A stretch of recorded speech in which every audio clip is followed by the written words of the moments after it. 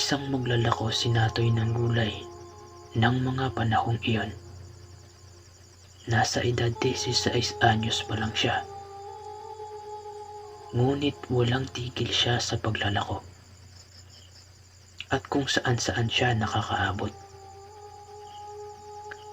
Abala rin kasi ang mga magulang niya sa mga gawain sa bukirin. Kaya nagpasya siyang tulungan na lang muna ang mga ito ng 1 taon para lang mairaos ang pag-aaral ng mga kapatid niya. Kitang-kita niya kasi ang hirap na dinaranas ng kanilang mga magulang. Halos di na nga ang mga ito maayos ang kanilang sarili.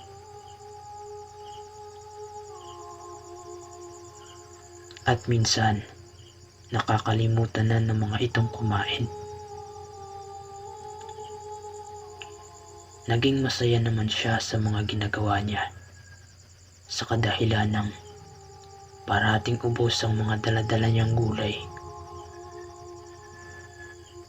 Sa tuwing nililibot niya ito sa kanilang sityo.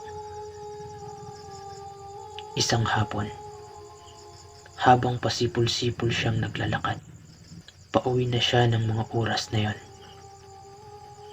Maya-maya pa, tinawag siya ng isang lalaki. Nakatayo ito sa likuran niya.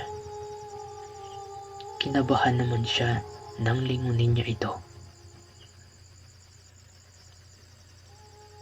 At nakita niya ang mabalasik na titig nito sa kanya.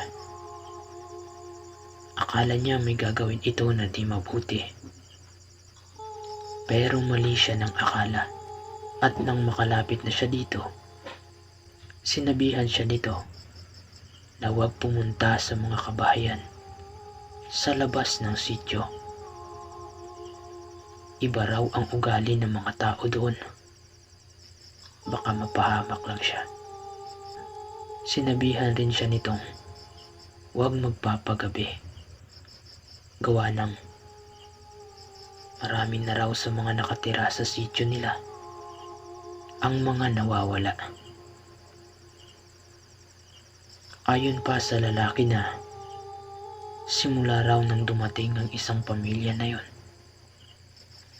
marami ng kababalaghan na nangyayari. Yung tinutukoy niya, yung mga kabahayan sa labas ng sityo nila. Pinalayas raw yun ng mga nakatira sa sityo.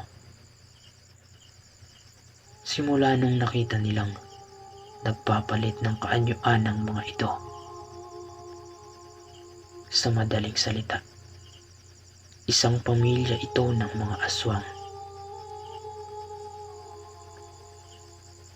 Pinakita pa nito kay Natoy ang malaking peklat sa kanyang braso.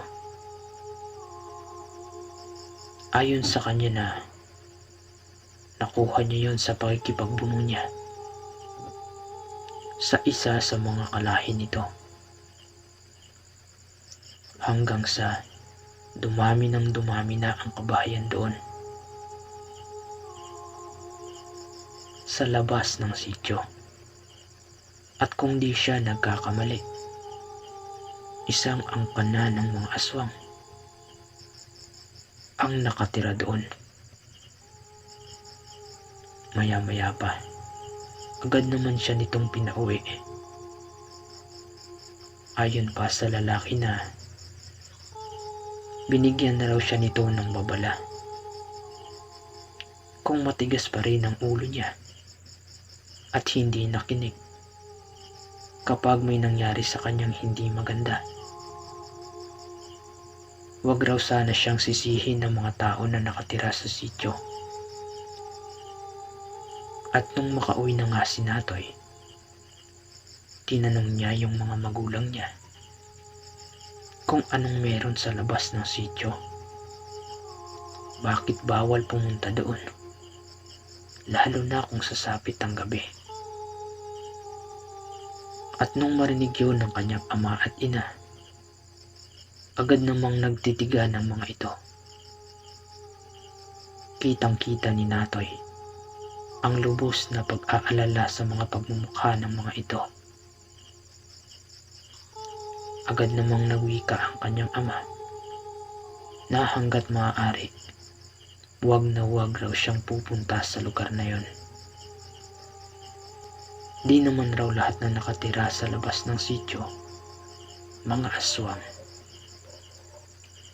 Ayon sa kanyang ama na ang iilan sa mga naninirahan doon ay mga antingerong may malalakas na tangan. Sinabi ng kanyang ama na kailangan kasi nilang bantayan ng mga aswang na nakatira doon sa kadahilan ng baka dumating ang isang araw, bigla na lang ang mga ito na sumalakay sa sityo nila. Isang umaga, habang inilalagay ni Natoy ang mga gulay niya sa kanyang bayong, may ibinigay sa kanya ang kanyang ama. Isa itong singsing na pagmamay-ari pa ng kanyang yumaong lolo. Ayon sa kanyang ama na minsan niya lang itong nagamit. Ngunit di niya alam kung anong epekto nito at kung para saan. Sinabi niya pa dito na kapag nasa panganib si Natoy, kusang sisikip ang singsing na nasa daliri niya at iinit ito. Umalis si Natoy habang suot-suot niya ang singsing. Hanggang sa isang hapon, nagkataong di naubos ang mga gulay niya. Muli siyang lumingon sa mga kabahayan sa labas ng sityo. At dahil sa hindi pa siya nakakakita ng aswang, lumabas siya ng walang pag-aalinlangan. Wika niya pa, wala namang singsing ang kusa na lang iinit at sisikip. Sa isip-isip niya, baka regalo na yun sa kanya ng kanyang ama. At binibiro lang siya sa mga kwento sa mga aswang. At nung makalabas na nga siya, napansin niyang parang wala namang ipinagkaiba ang mga tao doon. At doon sa loob ng sityo, bumibili rin ng mga ito ng gulay. Hanggang sa di na namalayan ni Natoy na ginabi na pala siya sa kakalibot sa mga kabahayan doon. At nung pauwi na siya, biglang bumuhos ang napakalakas na ulan. At habang nagpapasilong siya, biglang may bumukas ng pinto sa kanyang likuran. At lumabas yung isang matandang babae. Agad naman itong nagwika sa kanya na pumasok na muna. Nung makapasok na nga siya, biglang nakaamoy siya ng di kaaya-aya. Napakabaho ng loob ng pamamahay nito. Parang may namatay na kung anong hayop doon sa loob.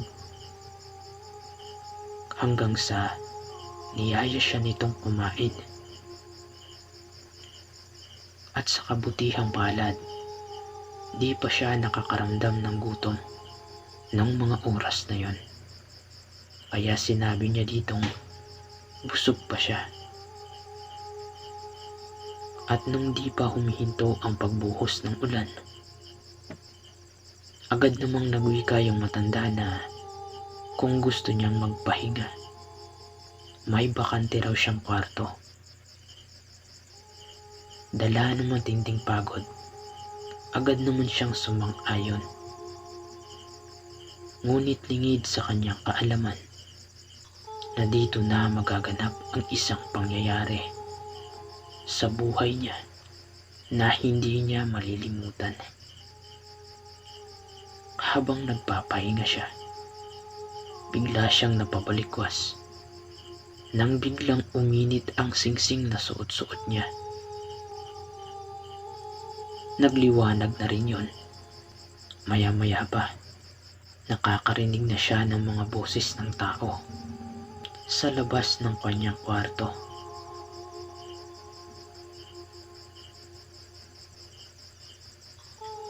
Di maipaliwanag ni Natoy pero nanginginig na rin ang mga tuhod niya. Dala ng labis na takot na kanyang nararamdaman.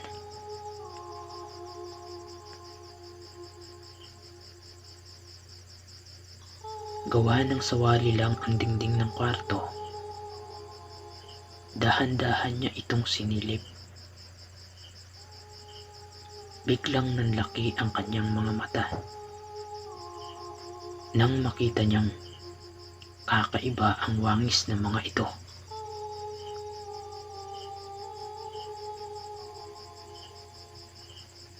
At nagwika pa ang isa dito na sa wakas raw makakatikim na uli siya ng sariwang karne ng tao. Biglang bumalik sa isipan ni Natoy ang mga sinabi ng lalaki sa kanya at ng kanyang ama. Gawa ng mabuhangin ang lupa sa lugar na yon, humukay si Natoy palabas gamit-gamit ang kanyang kamay. Ayon sa kanya na ito lang ang tanging paraan para mailigtas niya ang kanyang buhay. Halos maghalo ang kanyang luha at sipon ng mga oras na yun. At nung makalabas na siya, bigla niyang naapakan ng mga bulok na dahon sa paligid, dahilan para gumawa yun ng ingay. Bigla namang tumakbo si Natoy ng napakabilis habang sumisigaw ng tulong. Maya-maya pa, nakakarinig na siya ng mga pag-ungol sa bandang likuran niya. Sinyalis yun na may humahabol sa kanya. At habang tumatakbo siya, nakarinig siya ng pagsigaw sa kanyang harapan. Madilim na ang paligid ng mga oras na yun. Kaya ang tanging nakikita niya lang sa taong iyon ay yung singsing nitong nagliliwanag sa kanyang kamay.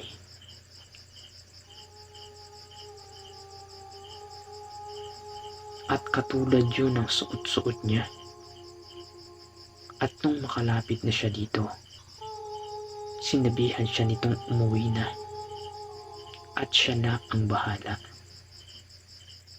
Matapos yung marinig ni Natoy, agad niya namang sinunod ang sinabi nito. Halos magkandara pa si Natoy sa pagtakbo.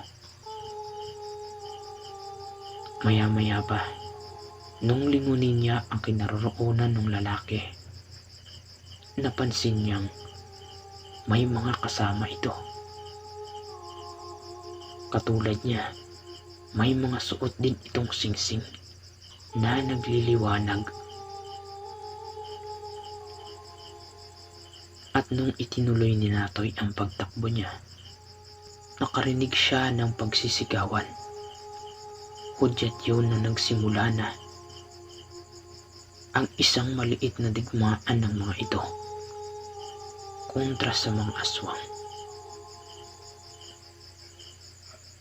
At nung makauwi na nga siya, agad naman siyang sinalubong ng mga magulang niya habang umiiyak ang mga ito. At nung ipinasok siya ng mga ito sa kanilang pamamahay, nakikiramdam lang naman sila sa mga kaganapan. Maya-maya pa, Di na malaya ni Natoy na nakatulog na pala siya. At umaga na nang magising siya. Wala na rin yung ingay na naririnig niya kagabi. Sinyalis yun na natapos na ang naganap na labanan.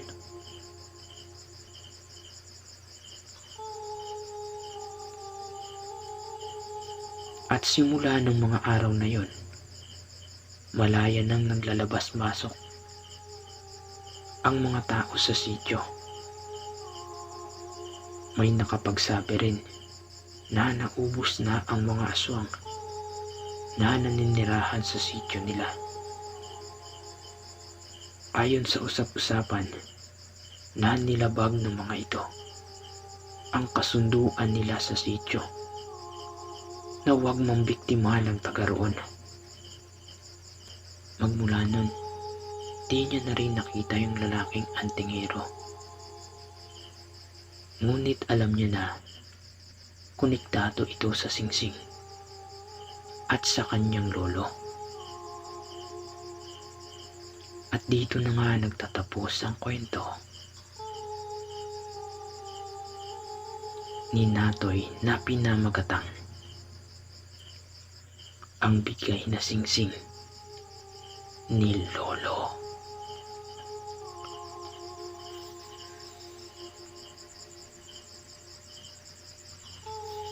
Yan guys, nga pala, salamat sa mga nag-subscribe at sa mga nag-like ng kwento ko.